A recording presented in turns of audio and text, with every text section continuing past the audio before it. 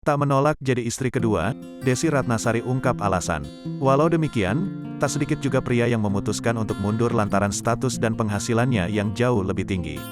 Itu kan hal kecil, tapi bisa menjadi besar menurut saya, jadi saya gak mau gambling untuk sesuatu yang akan membuat saya merana besoknya dan membuat saya dejavu ke kehidupan selanjutnya karena itu masalah prinsip menurut saya, papar Desi.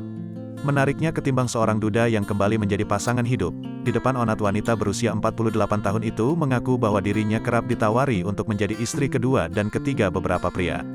Yang pede itu justru yang double dan yang triple, maksudnya meminta saya untuk menjadi istri kedua atau ketiga, ujar Desi. And then you don't want it. Dan daripada Anda tidak menginginkannya, tanya Onat. I didn't say I don't want it. Saya tidak mengatakan tidak menginginkannya, seperti yang dirimu bilang. Saya bilang pengen jadi dokter tiba-tiba saya jadi artis. Saya bilang saya gak suka politik tapi saya dihadirkan jadi politikus, ujarnya.